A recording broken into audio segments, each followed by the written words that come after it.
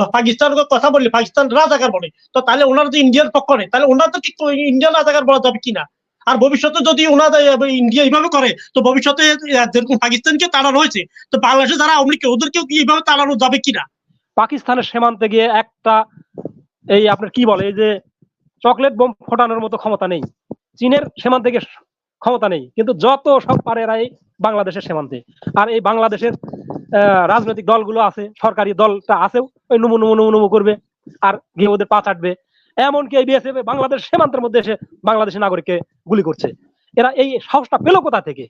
আমাদের এই বিজিবি দিয়ে কাজ কি তাহলে, যদি এরা আমাদের সীমান্তের মধ্যে বিষয় নির্ধারণ করেছেন ভারতীয় পণ্য বেশ কয়েকদিন পর 527টা পণ্য রিজেক্ট করেছে ইউরোপীয় ইউনিয়নরা। আজকে 8 থেকে 10 দিন আগেই প্রতিবেদন বের হয়েছে, রফিক পারভেজ ভাই সম্ভবত চলে গেলেন। তো ওনার কাছে আমার প্রশ্ন যে এই 8 থেকে 10 দিন আগে যে পণ্যটাকে রিজেক্ট করা হয়েছে, এই 10 দিনে ওনারা কি করলেন?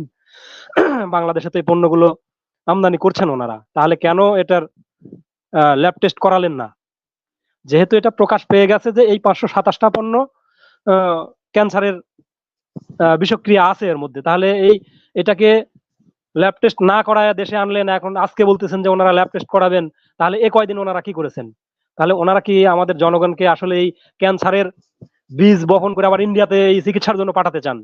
এরকম কোনো কিছু কিনা? আর যে 2 জন বাংলাদেশি নাগরিককে আজকে হত্যা করা হয়েছে, এই 7 দিন আগে পাকিস্তানের বর্ডারে কিন্তু 5 জন ভারতীয় সেনাকে টপকায় দেওয়া হয়েছে।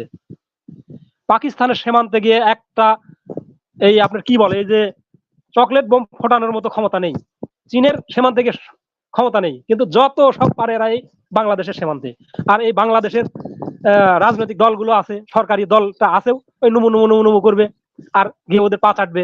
এমনকি এই বিএসএফ বাংলাদেশ সীমান্তের মধ্যে এসে বাংলাদেশি নাগরিককে গুলি করছে। এরা এই সাহসটা পেল কোথা থেকে? আমাদের এই বিজিবি দিয়ে কাজ কি তাহলে, যদি এরা আমাদের সীমান্তের মধ্যে এসে গুলি করে? এই বিজিবি দিয়ে কি কাজ হবে? এদের কোনো কাজ আছে কিনা সীমান্তে? এই বিষয়টা তো বুঝি না, আপনারা একটু বুঝিয়ে বলবেন যারা রাজনৈতিক নেতৃবৃন্দ আছেন। হ্যাঁ, শেষ করছি মনির ভাই, শেষ করছি। জনাব তারেক রহমান এবং নুরুজ্জামান হীরা, আপনারা ভারতীয় পণ্য বয়কটের যে কথাটা বললেন, আমরা আপনাদের সঙ্গে একমত, কিন্তু সঙ্গে একটু দ্বিধাগ্রস্তের মধ্যে আছি। আমাদের দেশীয় কোম্পানি যেনারা আছেন, এনাদেরকে এনাদের দেশীয় পণ্য উৎপাদন বাড়াতে হবে। যেমন আপনাকে উদাহরণস্বরূপ বলি, এই যে মোজো, কোমল পানীয় মোজো, এটা বাজারে নেই, বাজারে পাওয়া যাচ্ছে না। এই মোজো, যে মোজো মানুষ কিনতো না, এটা এখন বাজারে পাওয়া যাচ্ছে না, মানে এত চাহিদা। তাহলে এদের উৎপাদন অবশ্যই বাড়াতে হবে। দেশীয় যে সাবানগুলো আছে, এই সাবানগুলো বাজারে পাওয়া যাচ্ছে না, তাহলে অবশ্যই এদের উৎপাদন বাড়াতে হবে। যদি ইন্ডিয়ান পণ্য আমরা বয়কট করি, দেশীয় যে সমস্ত পণ্য আছে সেগুলোকে বয়কট করতে হবে। আমি মনিরুজ্জামান রবি ভাইয়ের কাছে একটু জানতে চাচ্ছি, মনিরুল ইসলাম রবি ভাইয়ের কাছে একটু জানতে চাচ্ছি যে আগামী শুক্রবার দিন বিএনপির একটা সমাবেশের ডাক দেওয়া হয়েছে নয়াপল্টনে। অতিরিক্ত পুলিশ কমিশনার, ঢাকা অতিরিক্ত পুলিশ কমিশনার, উনি বলেছেন যে গোয়েন্দা তথ্যের ভিত্তিতে বিএনপিকে অনুমতি দেওয়া হবে। তাহলে এখন পর্যন্ত বিএনপি কি অবস্থানে আছে এবং কোন গোয়েন্দা তথ্যের ভিত্তিতে আপনারা কোনো রিপোর্ট পেয়েছেন কিনা বা অনুমতি পেয়েছেন কিনা? আজকে তো বুধবার চলে গেল, আগামীকালকে বৃহস্পতিবার, পরের দিন শুক্রবার, এই একদিনে আপনারা কি ধরনের প্রস্তুতি রেখেছেন? যদি শুক্রবার দিন সকালে আপনাদেরকে অনুমতি দিল, সেক্ষেত্রে আপনাদের কি প্রস্তুতি? আর আজকে যদি রাত, এখন তো 10:30 বাজে, 10:30 বা 11টার মধ্যে অনুমতি দেয়, তাহলে আপনাদের কি ধরনের প্রস্তুতি আছে একটু ব্যাখ্যা করবেন। আসসালামু আলাইকুম। ধন্যবাদ আপনাকে। নুরুল করিম আনমিউট করব। আসসালামু আলাইকুম ওয়া রাহমাতুল্লাহ। হ্যাঁ মনির ভাই, আমাকে কি শোনা যাচ্ছে? জি, শুনতে পাচ্ছি, বলে। জি, ধন্যবাদ সকল অতিথিকে। মনির ভাই, আপনাকে স্পেশাল ধন্যবাদ আমাকে সংযুক্ত করার জন্য।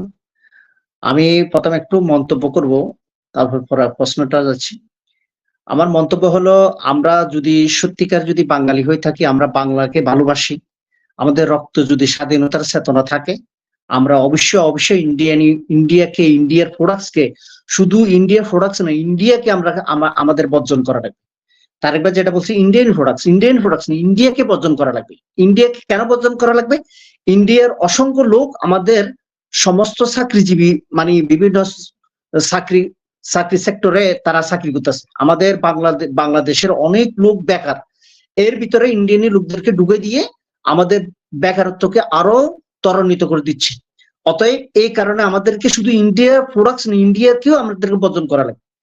যদি আমাদের ভালোবাসা, যদি আমাদের দেশের প্রতি এবং মানুষের প্রতি ভালোবাসা থাকে, আমি আপনার মাধ্যমে সমগ্র জাতি, সমস্ত বাংলাদেশ জাতিকে, সমস্ত বাঙালি জাতিকে বলতে চাই, যদি আপনারা দেশকে ভালোবাসেন, দেশকে যদি ভালোবাসতে চান, তাহলে ইন্ডিয়ানি প্রোডাক্টস তথাকথিত ইন্ডিয়ানি সকল পণ্যকে আপনারা বর্জন করবেন। কেননা আমাদের দেশের পণ্য যদি চলে, তাহলে আমাদের দেশের ছেলেপেলেরা যারা বেকার আছে তারা চাকরি পাবে, বিভিন্ন ইন্ডাস্ট্রিজ ফ্যাক্টরি গুলা চলবে, নতুন করে চাকা ঘুরে আসবে।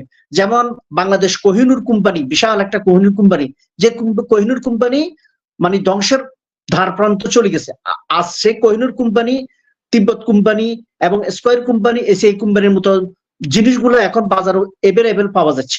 অতএব আপনার মাধ্যমে আমি সমগ্র জাতিকে বলবো, আপনারা কষ্ট হলো দেশীয় পণ্য যদি আপনাদের মনোভুক্ত না হয়, তবু দেশের স্বার্থের জন্য, ভালোবাসার স্বার্থের জন্য, দেশের মান সম্মানের স্বার্থের জন্য আপনারা দেশি পণ্যগুলা ক্রয় করবেন।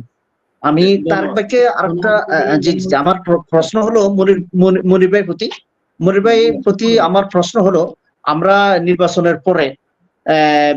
নির্বাচনের পরে আমাদের পরবর্তী প্রেক্ষাপটটা, রাজনীতির প্রেক্ষাপটটা কেমন হবে, কেমন হচ্ছে, এই বিষয়টা ক্লিয়ার করবেন। আসসালামু আলাইকুম। উপজেলা নির্বাচনের পর। ধন্যবাদ আপনাকে। মাসুম আনমিউট করে প্রশ্ন করেন। ধন্যবাদ মুনির ভাই। আপনি সহ আমাদের তারেক ভাই, আমাদের লিডার রবি ভাই সহ, হীরা ভাই সহ দর্শক সবাইকে আমার সালাম, আসসালামু আলাইকুম ওয়া রাহমাতুল্লাহ। মুনির ভাই, একটু সময় নিচ্ছি আমি 2017 সালে, একটু আমি বলি শুনেন, 2017 সালে আমি আমার আম্মাকে নিয়ে ইন্ডিয়া গিয়েছিলাম। আমার আম্মার ব্রেন টিউমার ছিল, ওনাকে নিয়ে ওইখান থেকে সিএমসি হসপিটাল ভ্যালোর, সেখানে নিয়ে গিয়েছিলাম। তো ওইখানে গিয়ে আমি আমার আম্মার ট্রিটমেন্ট করে নিয়ে আসছি। তো ওইখানে গিয়ে যেটা আমি দেখতে পাইছি ভাই, পিঁপড়ার বাসা, মৌচাকের বাসা যেমন থুকথুক করে, আমাদের বাঙালিরা সেখানে থুকথুক করে। তো এইখানে আমি দেখছি যে ওই বাঙালিদের দিয়ে ওই ভ্যালোর শহরটা যে ইনকামটা করে, আমি আফসোসের সুরে তখন চিন্তা ভাবনা করছিলাম যে এই ইনকামটা যদি আমাদের চট্টগ্রাম, রাজশাহী, বরিশাল, খুলনা কোথাও কোনো এক বড় হসপিটাল থাকলে সেই এলাকার লোকজন এই ব্যবসাটা করতে পারতো। তো আমি ওখান থেকে আসার পর আমি এই জিনিসটা উপলব্ধি করতে পারছি। তো মনির ভাই, আসলে আমি একটা প্রশ্ন করতে চাইছিলাম বর্ডার ক্লিনিং নিয়ে, যার কাছে প্রশ্ন করতে চাইছিলাম সে ভাই তো আওয়ামী লীগের, আমাদের ওই ভাই তো স্টুডিও থেকে আউট হয়ে গেছে, পালাই গেছে। এখন আমি আমার তারেক ভাইয়ের কাছে আমার প্রশ্ন আকারে আমি একটু মন্তব্য করতে চাই। তারেক ভাই, আপনি শুধু মন্তব্য করলে তো অনেক লম্বা সময় দিতে হবে। আমি প্রশ্ন করছি তারেক, না সময় না, আমি তারেক ভাইয়ের কাছে ছোট আকারে প্রশ্ন আকারে একটু মন্তব্য করে আমি বন্ধ রাখতেছি ভাই। আপনারা হতাশ হবেন না ভাই, গোটা দেশের 18 কোটি জনগণ আপনার সঙ্গে আছে। একটা পুকুরের মাছ কিন্তু সব উপরে ভাসে না, দুই চারটা ভাসে, ওইটা দেখলে বোঝা যায় পুকুরে মাছ আছে। তো আপনারা আছেন, আমরা 18 কোটি জনগণ আপনার পাশে আছি তারেক ভাই। এবং আমি মনে করি এই যে আমাদের ভারতীয় পণ্য বয়কট শুধু না, ভারত খেদাও আন্দোলনে আমাদের অগ্রসর হতে হবে। আমাদের রবি ভাই, আমাদের দল প্রিয় বিএনপি এই বিষয়ে সর্বাত্মক ওপেন না হলেও আন্ডারগ্রাউন্ড ভাবে আপনাদেরকে সাপোর্ট করবে, আমরা আছি ভাই। ধন্যবাদ সবাইকে, আসসালামু আলাইকুম ওয়া রাহমাতুল্লাহ। জি, ওয়া আলাইকুম সালাম। জি, হাবিব, আমাদের প্রশ্ন করেন হাবিব। আসসালামু আলাইকুম মনির ভাই। আপনি সহ সকল অতিথিকে আমার আসসালামু আলাইকুম। আমি প্রশ্ন করতে চাচ্ছিলাম, তো উনি তো ওই স্টুডিওতে নাই, তো মনির ভাই আমি আপনার মারফতে উনাকে প্রশ্নটা করতে চাচ্ছি, আওয়ামী লীগ যেভাবে ইন্ডিয়ার পক্ষ নিয়ে কথা বলে, তো ভবিষ্যতে কি ওনাদেরকে কি দেশদ্রোহী হিসাবে বিচার করা যাবে কিনা? এটা রফিক পারভেজের তো এখন নাই, ওনার কাছে প্রশ্নটা করছি, উত্তরটা নিয়ে নেবেন। আর যদি ওনারা যেভাবে পাকিস্তানের কথা বললে, পাকিস্তান রাজাকার বলে, তো তাহলে ওনারা যে ইন্ডিয়ার পক্ষ নেই, তাহলে ওনাদেরকে ইন্ডিয়ান রাজাকার বলা যাবে কিনা? আর ভবিষ্যতে যদি ওনাদের ইন্ডিয়া এইভাবে করে, তো ভবিষ্যতে যেরকম পাকিস্তানকে তাড়ানো হয়েছে, তো বাংলাদেশে যারা আওয়ামী লীগ ওদেরকেও কি এইভাবে তাড়ানো যাবে কিনা?